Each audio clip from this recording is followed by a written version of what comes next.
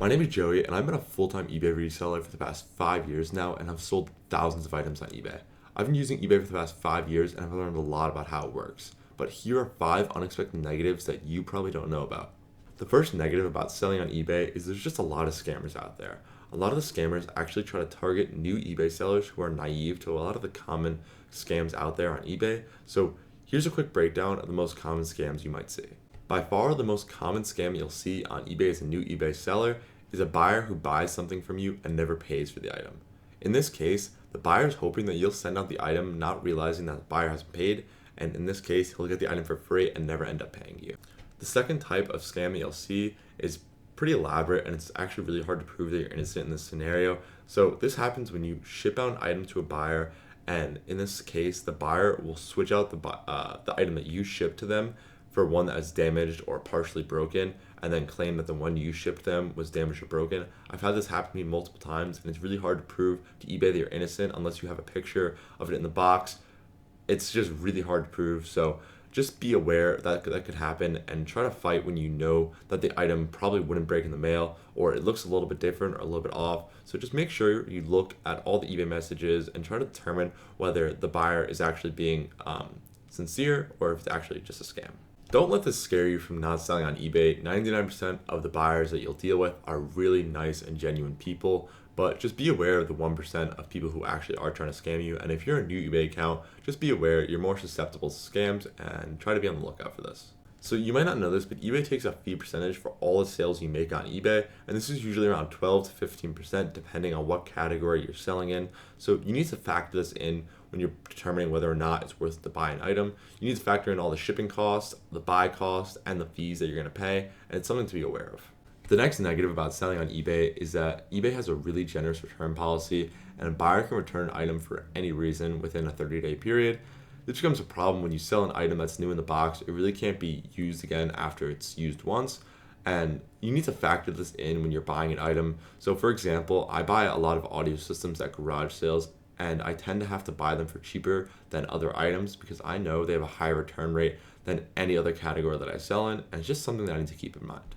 So the next negative about selling on eBay isn't really negative, but just a side effect of having a lot of items listed. So right now on my eBay store, I have over 1,000 items listed, and I need a place to store over 1,000 items, and that's not something that a lot of people think about when they start selling on eBay, but I need a place to store over 1,000 items and also organize these 1,000 items. If I just had 1,000 of my items all lumped together in one room, it would be almost impossible to find an item when it sells. So I need to have a way to manage all this inventory and organize it so when something sells, I know exactly where it is. This can be really easy when you only have 100 or 200 items listed, but when you have over 500 items listed, it becomes really important to have a system to find an item. Depending on who you are, it might be worth it to actually get a storage unit, and depending on how much space you have in your house. For me personally, I do have enough space in my house where I'm able to set up storage racks to organize my inventory so I can find it easily. But some people don't have the space to do this, and end up having to rent out a storage unit and pay an extra like $500 a month just to store all their items. And that's just something you need to keep in mind if you really are serious about selling on eBay.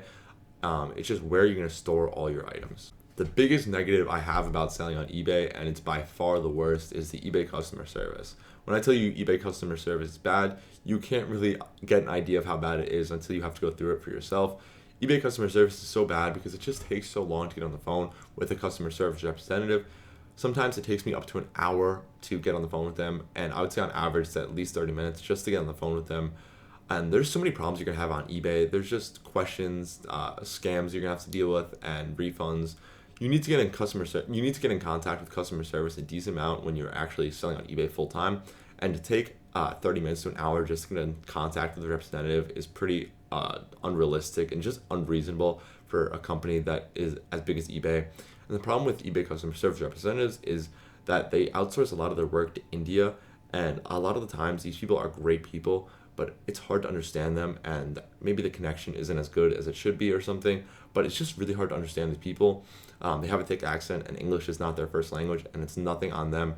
They do a great job. A lot of the times they're just great people, and they actually really do care about your problem, but it's just hard to understand them, and that's not their fault.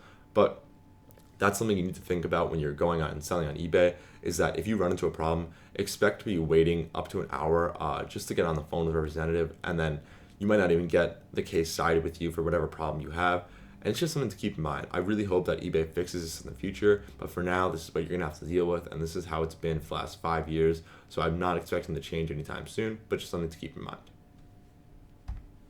Thank you guys so much for watching this video. I really enjoyed putting it together for you guys. I've been a full-time eBay reseller for the past 5 years now, and it's been like nice just getting this stuff off my chest. If you guys liked this video, I also made a video about the 5 unexpected positives selling on eBay, and there are definitely a lot of positives. So if you're a little bit more of an optimistic person, go check that video out.